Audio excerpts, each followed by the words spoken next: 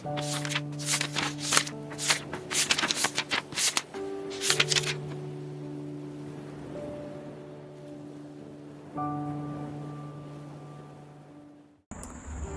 welcome back, wormlings. As you probably saw from the title of this video, we are now entering into the next chapter, chapter 10, understanding ADHD and friendships. Friendships, which is something that, I feel like I got some things to say about, as you may hear from my voice right now and tell from my lifeless eyes, I'm not feeling too great. I actually have the flu right now. I think this is the first time I've ever had the flu. If I ever did have the flu before this, it must have been when I was a very small child or something, because I have never had some shit like this before. So I will say I am on like day 4 right now, so that's why I'm even able to film. And I even noticed too, like depending on the time of day, the symptoms are worse. So morning time is usually when I'm feeling the best. Afternoon time I'm a little iffy, and then when nighttime hits it gets bad. Right now it's afternoon time, so I just started getting a little iffy. Damn, my eyes is looking puffy. But I'm like, I feel like I feel like it hasn't been too many hours into the afternoon. It's usually around like 2 p.m.-ish, 3 p.m.-ish that I've noticed that it starts to kick in. So I'm like, okay, it's still pretty early on. It's a little warm outside, so I think that's helping too. So that's also why my voice sounds like extra, But nevertheless, let's go ahead, and dive into this. I still wanted to, speak on this chapter. I literally just finished doing the outline earlier today. So yeah, let's get into it. When it comes to friendships, reciprocity is key, right? It's a give and take and give. And for the author, she struggled with finding a balance between over and underdoing it for a long time. She wasn't very good at understanding social rules either, so she turned to isolation and dove into books and being in the water, places where she felt she could belong. The first time that she ended up experiencing social acceptance was when she had her first boyfriend. And when he broke up with her, everything came crumbling down internally. And after this experience, she decided that she never wanted to experience something like that again. And this is when she turned to people pleasing. When she first started her YouTube channel though, she had finally started to build genuine connections with other people. But the catch is, it was of course online. Once her mom died, she started to realize the limitation that these online friendships had, right? And not only was she having to deal with grief, she eventually also had to deal with, of course, the pandemic isolation, also another breakup that she was going through. And then on top of that, she moved to a whole entire new state. And it was at this point that she realized that her social needs could not be fulfilled by neither a single relationship or an online community or even a long distance friendship. She needed an in-person community, face-to-face friendships. And so fast forward now, at the time, or at least of her writing this book, she's at the time writing this book, a busy adult in a new city trying to explore and make friends, right? So at the time of writing this, she's still trying out, I guess I'll preface it, she's still trying out a lot of the things that she is speaking on in here, right? As, not just an adult, in a new city dealing with all these things, but also an adult with ADHD. Let's go ahead and dip into what we've learned, right? First thing that we've learned here is that we struggle to develop our friend circles, right? Now, there's a disability advocate named Judith Snow who created a concept called circle of support, right? And I'm gonna put like a little diagram thing on the screen, probably like right here. And the circle of support is a framework that says the people in our lives exist in one of 4 circles, okay? Circle 1 is the circle of intimacy. Now, these are the people that are closest to us, the people that know us on a deep level and we can't imagine our lives without them. So think, like immediate family members or possibly a romantic partner or a best friend, right? So on to circle number 2, which is the circle of friendship. So that's like good friends, allies, people you call when you have good news, people you go to when maybe you need a vent about family, people you laugh with or invite to your birthday, which we also oftentimes do these things too with circle 1, but these are things that should also be done with circle 2, okay? We have circle 3, the circle of participation. And this is the people we participate in shared interests with, so like hobbies, or in the people we interact with in our, community. So think of, people you come across at work, in classes or clubs, right? And then we have the last circle, which is the circle of exchange, circle number 4. And so these are the people that we pay or that pay us. So think doctors, rideshare drivers, Uber, Lyft, therapists, housekeepers, hairstylists, your boss, you know, things of that nature. Um, you know, and I'll go ahead and speak on what circles I have developed. And yeah, I'm guilty of not having all four circles developed. The only circles that I currently participate in are in circle 1 and circle 4. And why is that? Well, I'll say for me, it's a lot of it is life. I'm not gonna lie. A lot of the reason that I only have these 2 circles developed is because of life, you know. I've had to spend a lot of time, like, especially as an adult. I'm gonna speak on my adult life in particular, right? You know, from 18 to what I am now, 24, I've had to spend a lot of time just trying to survive. Okay, so I've had to spend a lot of time just working, and I've also spent a lot of time traveling, especially in my early 20s. I really started traveling when I was 20, and you know, I've been moving from place to place for years now. I'll say in the past, like, couple of years, you know, yeah, definitely the past couple of years, I've slowed down in my moving, but I've still had to move around, you know. And then it's just a lot of, like, you know, I haven't been able to concentrate on trying to build a friendship when I'm just trying to figure out, okay, I just lost my job, or I'm not getting paid enough for my job, you know, oh, I'm fucking homeless, oh, you know what I'm saying? Just a lot of shit that be going on, that be happening. At one point I was in an abusive relationship. That shit ain't leave no room for me to really make friends. You know what I'm saying? Also just been like periods of times in which I have tried to expand and things have just failed. Okay. You know, when I have tried to expand a little bit more, either some drama occurs that I exited out once the drama came to me, you know, or I've also had cases where, because I travel a lot, you know, the nature of the kind of work that I've done and stuff, I'll start to step outside of circle 1, and then, you know, that person's moving, I'm moving, we're both moving to different states, you know what I'm saying? Maybe one person moving back home to their country, you know. Cause I've worked a lot of contract jobs. That's a whole nother thing. Okay. So it's like a lot of, these are just a variety of reasons as to why I have stayed in circle 1 and circle 4. In present day, that's where I'm at. And in my circle 1, all I have is my girlfriend, you know, my partner, solidly in circle 1. And then I'll say I have a lot in circle 4. I feel like I'm interacting with others all the time on an exchanging basis, you know. I'm currently, like, partially self-employed, or I guess I am self-employed. And so, yeah, a lot of the, you know, exchanges I have with people are paid exchanges, you know.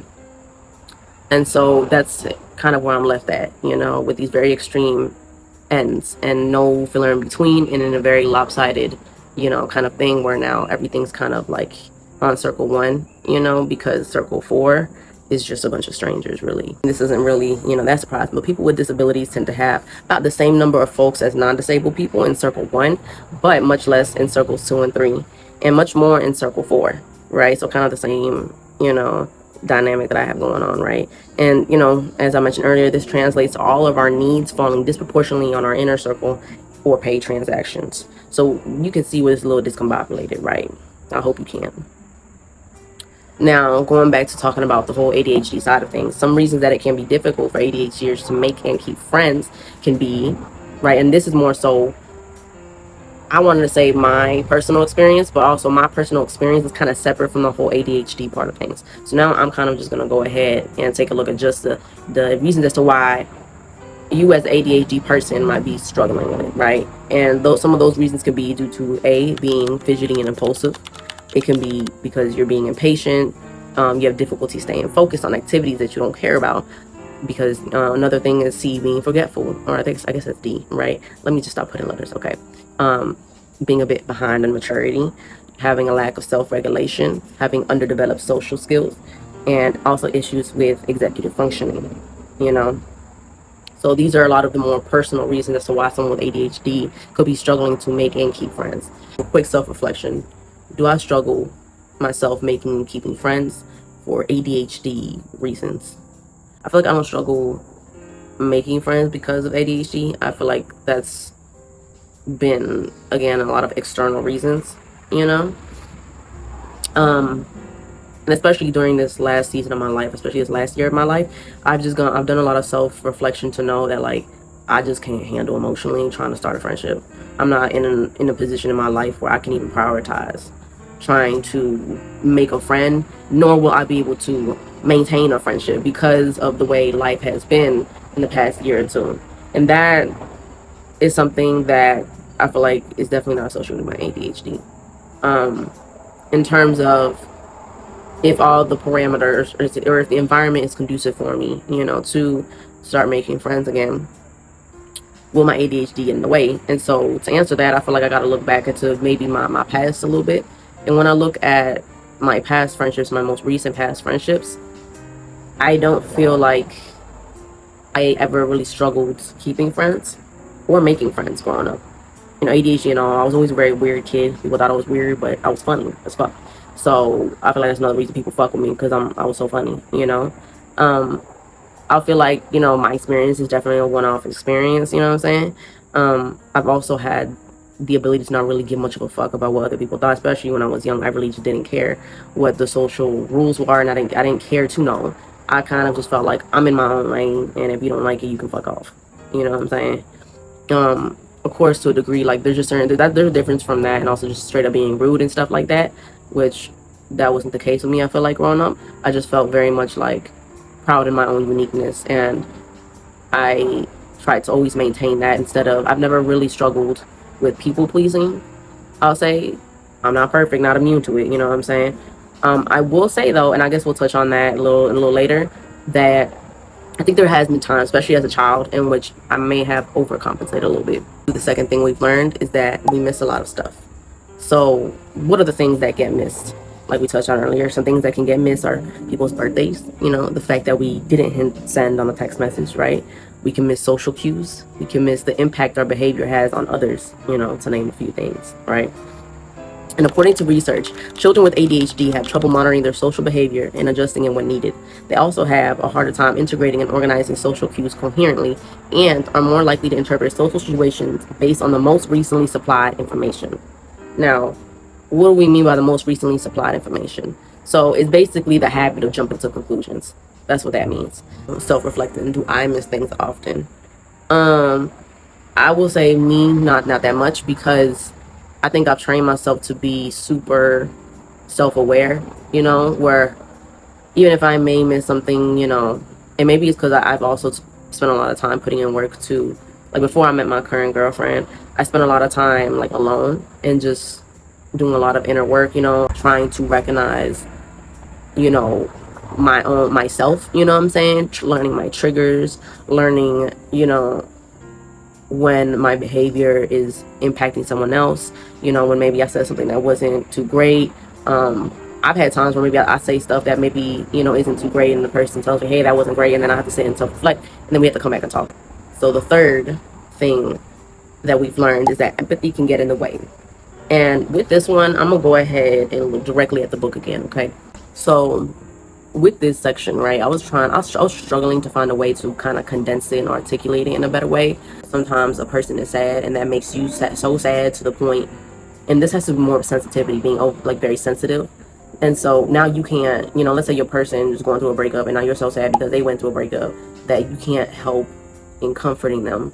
But that's kind of an example of like not being able to show up properly because your sensitivity is kind of getting in the way, and it's kind of going a little unchecked, right? We are oftentimes very hypervigilant, and so any slight like change in somebody's emotions around us, we clock it, and we may internalize it, or it's like we know something's off, but we don't know what that is, and then misunderstandings can happen. Right? So the fourth thing we learned is that we hate small talk, but it's apparently important. And I'm gonna go ahead, and talk about all the points the author made, and then I'll go ahead and talk about how I feel about it. Okay. Some people use it to figure out if there's chemistry with someone else, and thus decide if a deeper relationship is possible. It's a less risky way to connect, and it's safer to do than to get into details about yourself that can put you in a physical and emotional risk until you get a sense of who the person is. It also allows you to see what topics a person is comfortable with, aka a conversational engage. And it's expected in many situations and can feel jarring for others to jump straight into big talk. Now, I'll go ahead and talk about how I feel with each of these things. When it comes to the first point, right, I feel like most of the time people don't use small talk to see if they have chemistry with somebody. Personally, I feel like, from what I've gathered, honestly, in my life, people usually use small talk as a way to just pass time. They're not really doing it to see if they have chemistry and to possibly have a deeper relationship. But mind you, I'm talking about a lifetime full of a lot of, like, you know, small talk in you know what I'm saying, in a line, or, you know, at work, or, you know, we're in transactional settings. You know what I'm saying? Settings where I know for a fact that motherfuckers is not looking to get into a deeper relationship. You know what I'm saying? This can be different from maybe a setting that is more conducive to building a friendship, but in typical day-to-day life, people aren't using small talk in order to see if they have chemistry with someone. They're not. They're just using it to fill space so it's not so quiet, you know? That's for the second point. I do agree that sharing too many details about yourself off bat can be emotionally and physically risky.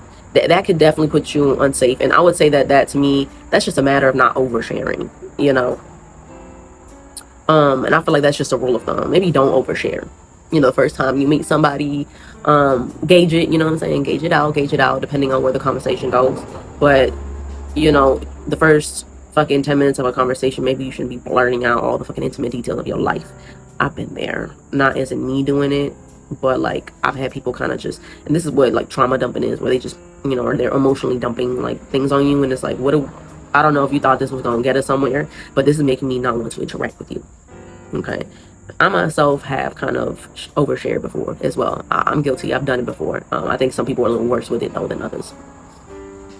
So the next point, when it comes to small talk, I kind of disagree. I don't think it can help you see what conversational topics might be welcome. You know what I'm saying? For the most part, because small talk is usually very neutrally oriented.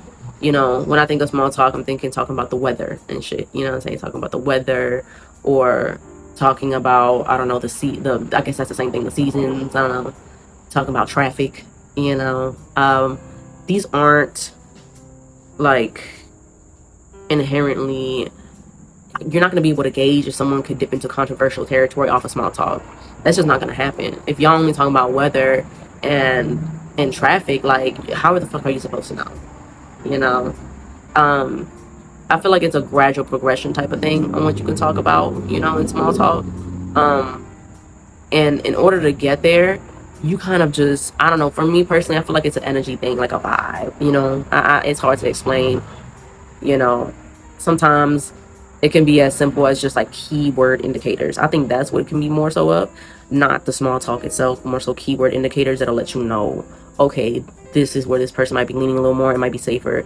It feels safe to open up about X topic. You know what I'm saying? An example I can give is maybe, you know, I'm gay, right? I'm a lesbian, and so if I'm in a car, you know, with somebody, I don't know if they're, you know what I'm saying, an LGBTQ or anything like that, you know, but, you know, if they mention something casually about, oh yeah, I'm gonna go, you know, meet up with my, you know, like let's say it's a woman, I'm gonna meet up with my girlfriend after work, you know, that's like a low stakes topic, right? Like, yeah, I love eating dinner at this restaurant down the street with my girlfriend. Now that keyword girlfriend, that's the indicator to me that, okay, we can open up into talking about maybe LGBTQ oriented things, because now I know we're both gay. It's the keyword indicator, not the small talk in and of itself. But I guess there's an argument to be made that, well, if y'all never started the small talk in the first place, how would you have known that there was a fellow lesbian? So there is that. But there's also like nonverbal indicators, I would say, that I feel like have also prompted me into conversations, such as, I don't know, seeing like a rainbow sticker, you know, LGBTQ sticker on their car, or like, you know, things that I, you know what I'm saying, or saying something that says POC solidarity or free Gaza, whatever, like, you know, on their thing lets me know, okay, we're in the same oriented mindset. We're oriented in the same mindset here, you know. So I kind of, yeah, semi, you know what I'm saying. And for the last point about it being expected in many situations, yes, it's expected in many situations, but honestly, it shouldn't be. I feel like it shouldn't be expected in as many situations as it is. You know what I'm saying? For example, I've worked customer service for, I think about like, how many years is that? About 7 years. Oh, okay. About 7 years, right? Of my life I spent working on and off in customer service. And there's this expectation to have, to always ask like people how they're doing and stuff. And it becomes very redundant, you know what I'm saying? Because like everyone's gonna say the same thing. Oh, I'm doing good, I'm fine. You know, people for the most part are not going to talk about how they're actually doing. Every now and then they will. And us as workers, we're also going to say the same thing. You ask us how we're doing, we're going to say, oh, I'm good, I'm fine, you know, because usually we're tired and we don't really have, you know, the mental capacity to talk about that. Nor we're also socially aware, and this is just a societal thing. I think we're all pretty socially aware that when you're asking somebody, especially in customer service, how they're doing, you're not asking them because you really care. Most of the time, nobody here gives a fuck. You know what I'm saying? Truly. And it's not even in a malicious way, but most of the time, like, we're all saying this either because it's expected or because, you know, we're trying to fill up the space with something and we're better off not talking about it. So something that I used to do sometimes, I have to, like, so that I wouldn't have to do that, even though sometimes I would do it just because, again, they would start it off, how you doing? You know what I'm saying? Is that I would just spring in with the question of, oh, you know, did you you know, find everything you needed while shopping here today, or something like that, right? That way, I guess in a way that's kind of like a small talk, you know, situation, but it's more so geared on the customer's experience. And this is me coming from a work perspective, right? Because this is where small talk is the most expected, period. Now, I feel like starting with big talk isn't always coming out left out of field in certain situations. Like, I can see why it can be a little jarring, you know, like straight up jumping into certain things, but I would say, like, depending on the social situation, let's say that you're in a class specifically about political activism. Jumping into the big talks right away is probably more welcomed. You know, I don't think, honestly, small talk is really much of a buffer that's needed when it comes to maybe a situation like this, right? Because we're trying to get straight in. The whole reason why we're here is to have big talks, you know. So that's like an example I could think of off that. And this is kind of why I'm like, I didn't really agree with a lot of the points here. Some I agree with a couple of them, but I think a lot of people use small talk as a crutch, as a way to not go into big talk, right? And that's something I didn't really see touched on. And I understand you can't touch on everything, but I think a lot of people use small talk as a crutch so they don't have to go into deep conversations about emotions and their beliefs and their values and stuff, because they're scared to go there. And so, you know, they use it as this barrier. Like, well, you know, I sit here and have small talk with a person, you know, and then the minute it starts to maybe divulge into something a little deeper, I kind of just shy away and end the conversation and the call there, you know, make an excuse, you know, and then wait a little bit, and then the next time, you know, we talk because I'm feeling a little lonely, have another small talk, and then, you know, end the talk when it's time to go maybe a little deeper about something, and then rinse and repeat over and over and over and over and over again. And at that point, small talk can kind of be used as like an avoidance tactic, you know. I think it could definitely be used as an avoidance tactic by people who struggle with feeling their own emotions, you know. Going on to the next thing we've learned, number 5, is that mindset is a part of the puzzle, okay? And, you know, although there's a lot of emphasis on ADHD behaviors and research, the behaviors aren't what damage relationships, but more so it's the mindset to viewing and approaching social situations, right? So, you know, when we're talking about this, it's the anxious overcorrection, the rumination, and the thought spirals that lead to the problems such as sending a dozen anxious texts to somebody, trying to get reassurance too damn often, okay? And it can be easy to slip into emotional reasoning, which is, I feel this way, therefore it must be true, right? And some factors that may be affecting our mindset are having unrealistic expectations of others, having unrealistic expectations of ourselves, operating with the scarcity mindset, thinking we're unlovable, and thinking we need to fit in to belong. Now, personally, have I struggled with any of these? When it comes to scarcity mindset, I feel like that's more so been an issue I have experienced in, like, romantic relationships. The next one, number 6, that we've learned is that rejection sensitivity is common for us. And so what is rejection sensitivity? It is a tendency to find rejection or even perceived rejection profoundly painful. It's a very common experience to ADHDers due to the combination of emotional regulation issues and a lifetime of real-life rejection that many of us face. Many have been experiencing rejection since before they have had metacognition, which is the ability to think about our thoughts. And oftentimes, we adjust our behavior to avoid it by people-pleasing, suppressing our ADHD and pieces of ourselves, and avoiding risky social situations entirely. Now, this is one of them that I will say, yeah, I wouldn't say it's as bad now, but for a very good chunk of my life, I have struggled with that. Rejection sensitivity, I have not been a fan of rejection for quite some time in my life. You know, when I can think back to even, like, the earliest of days when I was a kid and stuff, it was the kind of thing, you know, where, like, again, I feel like I mainly experienced it in romantic type of situations. So a type of thing that, like, you know, I would have crushes and stuff, and every time I had a crush, I just would never say anything. I was silent as hell. Or, you know, fast forward into when I got a little older, like the teenage years, where I never made the first move, you know, for the most part. There was some one-off instances because, you know, I was aware I didn't like rejection. I didn't want to be rejected, you know. I did not want to be rejected. And to be quite honest, though, I will say that, and also a combination of a lot of times, I just wasn't interested in actually getting into a relationship or being involved. Like, I may have kind of like somebody or had a crush on somebody, I thought they were cute, but I didn't actually want to go further, you know. But I will say, like, I've never liked the feeling of rejection, or even, again, perceived rejection. It's a very type of feeling, and it's like, I would definitely say I was one where I'm like, I would rather just avoid the situation. You can't get rejected if you don't put yourself in a position to be rejected. Not a great solution, though. Don't do that. The next thing, number 7, that we've learned is that making friends is a multi-step process that relies on connection over time.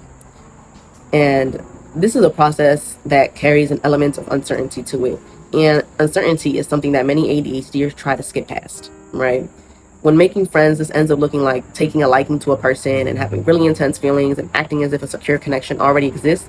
And this can scare others off, or in the case they reciprocate, they end up disappointed later on when we don't keep that same energy up later on. In bad cases, this can lead to ending up attached to abusive people who take advantage of us. And in the best of cases, the relationship ends up finding a natural balance, and, you know, and everything works out well. And in the cases when they do work, the reason that it does work is because there's a level of intimacy and mutual trust that has been earned with time and experience. So in the cases that this works, it's not because of the fact that you rushed into it, like, you know, acting, you know what I'm saying, coming off so strong. It's because time was taken after that, you know, and work was put in. You know, and in order to reach the circle of friendship, though, you generally have to go through the circle of participation first. And then you work your way in. You got to spend time in this participation circle over and over before you move on, right? So an example I can think of is, for those who have played it, you know, think of The Sims, right? Where you have to play certain actions over and over again until you get enough relationship points to move on to the next stage of that relationship story, you know? And when it comes to building and maintaining a quality friendship, not only is quality important, but so is quantity, specifically repeatedly, you know, investing time over time. Does that make sense? You know, you invest time over time, right? But at the end of the day, there's no magic formula for how long it takes to create a friendship, and friendships can happen in a lot of different ways, and it's important to keep that in mind, okay? And unfortunately, there's a lot of hurdles that can get in the way to creating friendships. I would know, you know, as I talked about it earlier, issues like time constraints, stress from life events, scheduling logistics. It's a lot that's out of our control. But, you know, according to the author, what matters is how often we engage in the circle of participation to give a potential friend a chance to become an actual one. Because it's not friend then participation, it's participation first, then maybe friend after, right? And talking about my own feelings and experiences when it comes to, you know, this section that we just discussed, I know logically that it's a multi-step process, you know, and when it comes to the uncertainty of it, I will say that although I haven't spent, I feel like, an ultra amount of time trying to, you know, dive into friendships, I would say in these past years, tried to, you know, create connections with like family members, and boy, have a lot of it not worked out. You know what I'm saying? It's been disappointment after disappointment after disappointment after this a fucking appointment. Okay. And so, and every single time that uncertainty just, I hated it. And I will say, with this example in and of itself, I'm kind of at that point where I'm just no longer pursuing, you know, connections with my own family. So I'm like, not the most inspiring kind of story to tell when it comes to that. So I'm kind of taking it over to possibly starting back up with friendships, you know, soon. Because, you know, that's a whole entire video in and of itself, you know, struggles with, you know, trying to have connections with relatives. That's a whole nother topic of discussion, you know. But going back to talking about, you know, friendships and stuff and the multi-step process, I know that I need to, I guess, be in that circle participation first. But internally, a part of me would like to have them already be in the circle of friendship. You know what I'm saying? Like, can we just jump in there? I can agree with that, with just wanting to go straight in there, because that possibility of wasting your time it's not one that I like to think about. It's one that definitely makes me feel like, I don't know if I even want to try. You know, because who wants their time wasted when it's like we already have such little time in our lives, you know? Like, human lives, you never know when it'll be your last day here.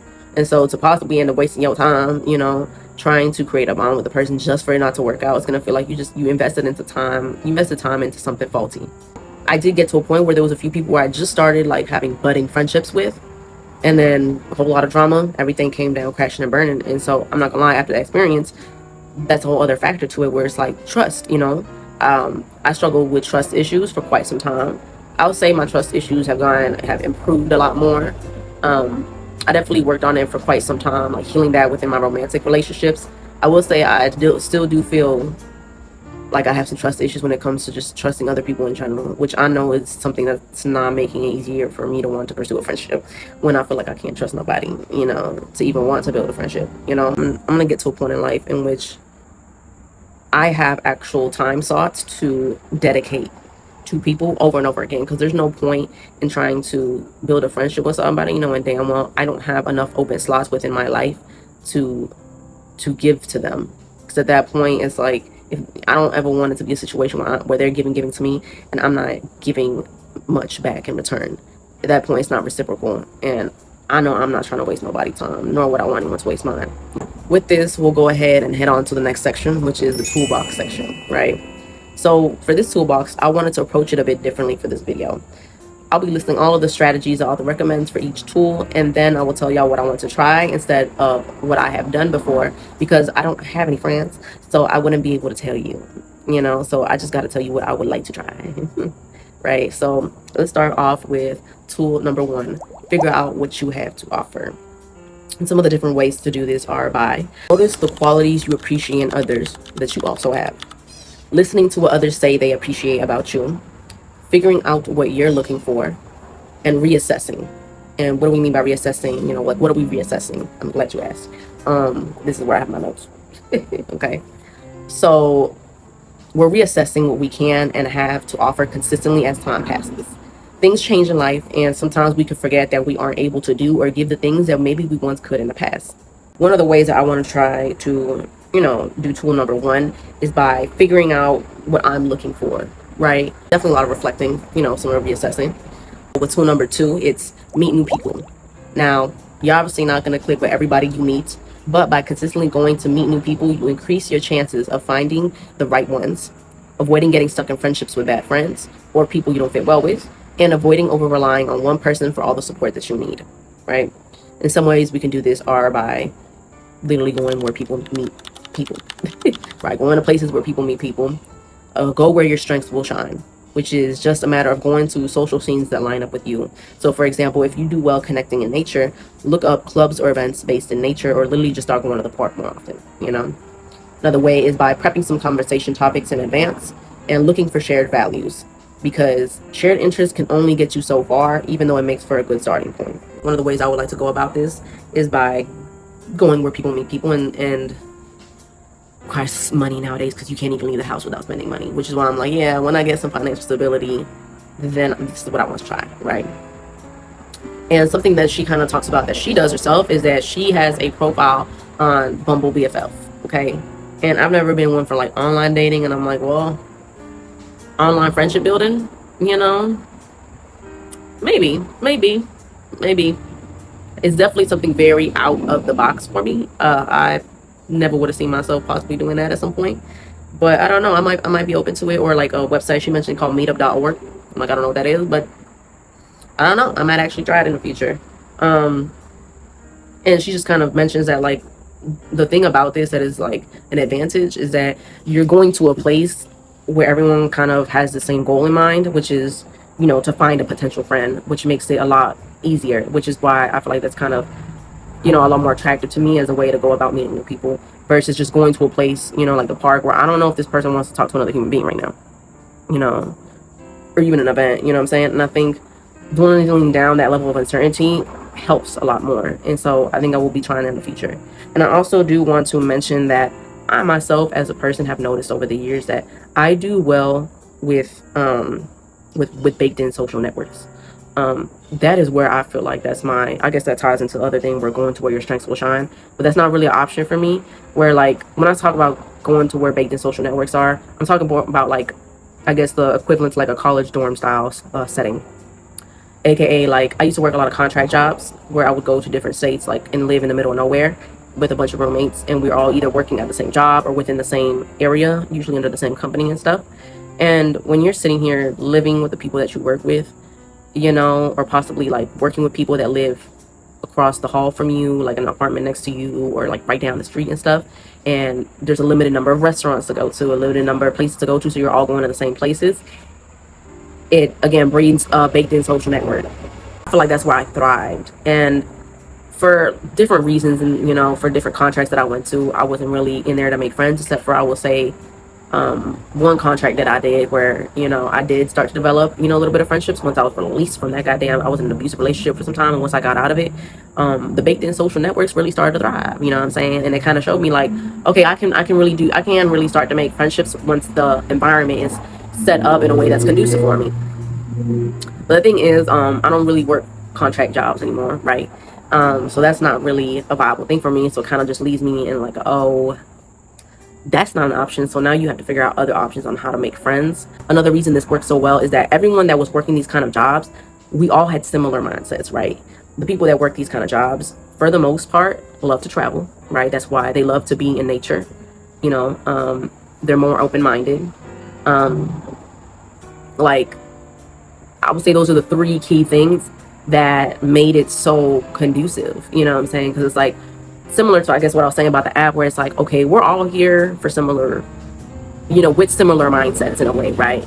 Like, we're all here because we like being surrounded like by, you know, water and trees and shit, you know what I'm saying? So of course we're gonna have similar hobbies. Or a lot of us are here because we just love to travel from state to state, country to country, so we all share that passion, you know, for exploration.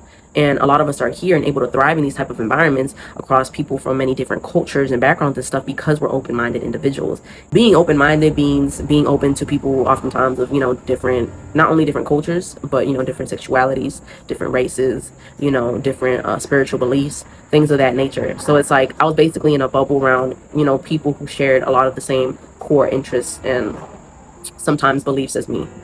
So tool number 3 is leveling up your social skills. Some ways to do that are by observing others, asking for stronger social cues. So for example, if you struggle with knowing when to stop talking, tell someone a code word that'll grab your attention so you can stop and let them speak. Or you could try a tutorial. So, you know, going to YouTube, TikTok, WikiHow, many different places, right? And another way is by, you know, playing on the levels that you enjoy. So for example, if going to karaoke with somebody gives you anxiety, then maybe don't try to go to a concert with them. You know, maybe that's not gonna work. When it comes to this, I don't really feel like there's anything here that I need to try, you know, per se, because I feel like I had social anxiety for quite some time, and I'm not gonna lie, I feel like I've overcome it, or at most, like, I've maybe like 90% overcome it, you know. And so I feel like I don't really have to try any of these things. Like, I feel like I can talk to people, you know what I'm saying, like regular. Like, I feel like I don't really struggle with it. I'm a naturally observant person. I've been that way since I was a kid, so it's not a problem at all. When it comes to social cues and stuff, I would say, like, when I think about me and my partner, where I'll catch myself in the middle of like interrupting, because I think sometimes I could do that, and I also don't like it when people do it to me. And so a lot of times I will say, I guess I already do this, where beforehand I'll say, hey, I apologize in advance if I interrupt you, you know, just, you know, like, you can, you know, stop me real quick or whatever, or let me know that I'm interrupting you or something real quick so you can finish what you're saying, you know. But I've kind of, I think, trained myself pretty well to where I catch myself pretty quickly, and then I'll ask like, oh, or I'll say, you know, oh, you can go ahead, my bad, I'm sorry for interrupting, and then the person will reply with either oh, it's okay, you can go ahead actually and finish what you were saying, or B, they will say, oh, you know, thank you for noticing, let me finish what I was saying, and they'll continue to finish what they're saying, right? I feel like I'm not in a point in my life where I have to go and look at a tutorial, or I'll say when it comes to playing on levels I enjoy, you know, it's been a while for me, so I think I know myself. I know I'm not gonna just straight up jump into going to like a high stakes intimate situation with somebody knowing damn well I'm not there yet, you know what I'm saying? I know myself well enough to not do that, you know. And so yeah, there's that, right? And something to note, right, is as we go on this journey of trying to make friends, it's important to not confuse refining your social skills with masking, okay? Because that's gonna hurt more than help in the long term. We should, as you know, quoting Brene Brown, which she quoted in the book, we should learn how to be present with people without sacrificing who we are. And I just want to make a quick note that there's times in which, you know, you'll have to mask. in order to survive. So I'm not trying to just make it seem like we live in a perfect world where we can authentically be ourselves 24/7 all the time without any type of, like repercussions that can affect our livelihood. And what I'm mainly thinking about is like, like work, you know what I'm saying? Where you might have to, or like, a job or whatever it is, whatever, to make money, right? Where you have to, there's certain times where you might have to pretend to speak a certain way, or you might have to act a certain way in order to get a job, in order to keep a job, you know what I'm saying? In order to, have money to survive, to have, your basic necessities and things like that. I would know, you know what I'm saying? And these are the times in which it's like, yeah, sometimes you're going to have to, be someone who you're not. But in other cases, like when you're trying to make friends, that's not the time to do that. That is very important, because masking, that's not going to help you make authentic friendships. What you're going to do is you're going to create lopsided friendships where this person's being themselves with you and you're not showing up authentically as yourself, and that will cause some friction at some point, one way or another, whether it's going to cause you internal friction, or it's going to cause them friction, or it's going to cause everybody friction. Tool number 4 is make Number 4 is make socializing routine. Because we're not great at free recall, socializing needs to get built into our routine, thus making connection a regular part of our life. And some ways to do this are by setting aside a regular day or time to check in with people. And something to note is that if you need to cocoon, instead of, and by cocoon we mean, just like exactly what you would think of, just like kind of retract into yourself. Instead of ignoring everybody, just don't engage with one social circle to give yourself that space you need, while not neglecting all of your relationships, all at once, which that is easier said than done. Okay. And I will say, me personally, I believe that sometimes you do have to cocoon entirely. Sometimes if you have, and that's if you have the privilege to do so, because sometimes you can, right? Sometimes you need to show up, especially if you have like a child or something, you know what I'm saying? Like a dependent or something. Like, yeah, you can't completely cocoon into yourself, you know what I'm saying? But if you have the ability to do so, and you are going through something where it's like you have to, then do it by all means, but try not to make that a super long lasting part of your life where now you've cocooned so hard that you have nobody. Other ways are by having go-to people for certain activities and reaching out when you remember to. What I will try, I'm kind of flipping through real quick, is setting aside a regular day or time to check in with people. And the way that I will, approach this is by what she mentioned, right? Is, going to a weekly class or club meeting or a game, and like that part of it, is what I think I would be open to trying to. Let's say I meet a friend, they like to crochet, or they want to start crocheting, I want to start crocheting. So every week we go to crochet class together. So that's something, in the future that I would like to implement, right? We are now at tool number 5, which is communicate your boundaries, right? And some ways we can go about this tool is by differentiate between want to and willing to. So this is simple. Are you willingly doing something because you value the friendship, or do you want to do something because you actually enjoy doing it? Two different things, but it's important to remember that you need a mix of both, in order to have a healthy friendship. Talking about expectations, asking for what you want, but respecting their limits. And then when you're the one giving, respect your own limits, and setting your own policies. So examples of this could be, I'm looking for in-person friendships, or I don't talk to friends after 11 p.m. So basically making rules before you even try to go and make friendships. So the ones that I plan on, using in the future are talking about expectations. I will definitely be doing that. And the reason I know I will do that is because this is something that I did before I even got into, not before, but I did this when getting into, my current relationship, when we first started talking. Obviously, romantic relationship is different than a friendship. It is a type of relationship though, and this is also something that I have employed with like trying with a familial relationship as well. So I would damn sure be doing that coming into a friendship, and even more so because it's like when you set up the expectations of like, okay, like, this is what I'm looking for, you know what I'm saying? I know we talked about that earlier, but like this is, the type of person I am. These are the things that I like. This is what I want a friend, and this is what I can get to a friend. All this ties back into everything we talked about earlier, and then just like standing firm in that, you know what I'm saying? Because you could, aka almost like kind of talk about boundaries, you know, because you could talk about, oh, like this is what I look for, but then you start accepting bare minimum in a friendship. It's like, okay, why are you even having that conversation then with that person up front if you didn't plan on sticking to it, you know? And, you know, the second thing that I want to do is setting your own policies. And I think this is an important one, I think, for me to do, because this isn't really something I've thought about before. And it's not about being like a rigid dictator in your friendship, but like, I think it is important. It will be very important for me to like figure out like, okay, like, I guess that ties into talking about expectations. Before you got to talk about the expectations of a person, you got to set the policies by yourself, sit down alone and take the time. Granted, I'm also a person that's very big on flexibility at times, you know what I'm saying? Especially in like emergency situations or, you know, like one-off things. Because I think it's important to be flexible within a friendship. But if like certain things are constantly getting violated like all the time, that's different. That's a different topic. Okay. Now let's go ahead and transition into the author's closing thoughts. Okay. What's the point of friends? That is the question that the author frustratedly asked her therapist. Okay. And, you know, and this is something that she was starting to feel like friends were something that you were just supposed to have because that's just the expectations, the societal expectation, right? And her therapist told her that the next time she spent time with someone to ask herself what she's getting out of it. And until that point, she learned to find all of the benefits that friends could provide through other avenues, right? And nowadays, not having friends is easier than ever, too, you know, just due to having apps and, you know, so many apps that provide a lot of everyday support that we used to lean on friends for. And these apps aren't overall a bad thing, because they've improved accessibility like a motherfucker for disabled folks and just like, you know, human beings overall in a lot of ways, you know what I'm saying?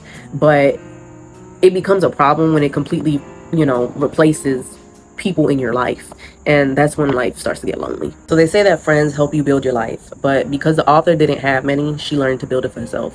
So much so to the point where the life she built for herself didn't even have any room for them. And this is why she knew that if she was going to prioritize friendships, that she genuinely needed to understand why it was worth the effort, uncertainty, and potential rejection. And the reason can't solely be because I'm lonely, right? Because just like finding a romantic relationships, the rejections will probably make you feel lonelier than doing nothing at all. And either way, trying to start any kind of relationship, you know, based on the sole reasoning of, oh, I'm lonely as hell. It's a big ass spider. Oof, it's spiders all around this patio, y'all. But trying to build a friendship solely off that, it's not going to put you in a good place, okay? And so as she contemplated the question of what she's getting out of friendships, she realized that when looking back, she wasn't getting a whole lot, okay? It was honestly quite lopsided, because before her goal was just to have friends, so she spent all her time keeping them happy. But now, as she had a new refreshed look on it, her new goal was to have friendships that benefited her too. And this is when she went to her Bumble BFF profile and changed it from pick me to this is what I'm looking for and this is what I need, period. Okay? So, what was the point for her? What she realized is that the point of in-person friends was finding a sense of belonging. And she knows now that she can't avoid the pain or work as part of the process of making friends, but that she can pursue friendships that are worth it. And quoting directly from the author, instead of trying to fit, I can select for fit. I can look for places I might belong. I can look for potential friends who have qualities I value, who value what I want to give, who value me not for the person I effortlessly present to others, but for the person I actually am. And I think that's, you know, very beautifully said. It looks a little dark. It's because it is getting dark. I might have to fix this lighting while I edit later. But I'm gonna go ahead and talk about my own closing thoughts now that I've gone through the author's closing thoughts. And I will say that, you know, I think that's a big one that I also have to contemplate for myself. I think I've gotten to that point in my life where I'm like, okay, like, life is not, I feel like, quite conducive yet to trying to seek full throttle friendships, but I think I am ready to start taking the steps, the pre-steps, you know what I'm saying? Like the internal steps before I go out into the world again, you know, because you do have to do some self-reflection first. And that's what I think I'm going to work on. And then I'll know when I'm ready. You know, I think I'll know when it's time. And I will admit that for me, I've been scared. You know what I'm saying? Like, yeah, a lot of life has gone in the way. But on top of, like, life, I've also just been fucking flat out scared. Like, the thought of trying to make friends again legit makes me feel scared. You know? And I think what makes me feel scared is because, you know, that's kind of how it was where I was at with romantic relationships for a period of time, and then I had to go in and do some self-reflection, and mosquito, they've been fucking me up, and then, you know, heal from that. And then after that, I was trying for quite some time before that, even with like familial relationships, and that just did not work. And so after having to go through so many disappointments, like I mentioned earlier, although familial relationships and friendships aren't the same, it's still a type of platonic relationship. Having all of these things like fail has made me very hesitant to want to pursue another platonic, you know, relationship, even if it's a different kind of relationship. And it's just a scary thought, like, to be vulnerable, you know, with a stranger that I've never met. I think in my life, especially, a lot of people I have been vulnerable, and then they show me exactly why I should have never been vulnerable, because they'll turn it against me, you know, one way or another, you know. And so that definitely leaves some scars on you. But something that we all got to remember is that, like, we need connection, you know. We're not a solitary species. Just if we're looking at it from, like, even just a scientific aspect, like, we do need community. Those are my feelings on it. This was a very long damn fucking mosquito. I caught it in my hand and then I opened it and it flew away. Fuck me. Oh, got it. And I forgot my goddamn, they got a little blood out of me too. I forgot my paper towels downstairs. Oh, that's disgusting. Nasty. All right, y'all. So, you know, that was chapter 10, talking about ADHD and friendships. I know this one was a extra long one. As y'all saw, I had a lot to say, like I said in the beginning of the video. But yeah, you know, we're getting there. We're almost done with the book. I think 3 more chapters. So I can't believe it's taken me this long, you know what I'm saying? But a lot of life gets in the way. But yeah, I will see y'all on the next one, okay, wormlings? All right.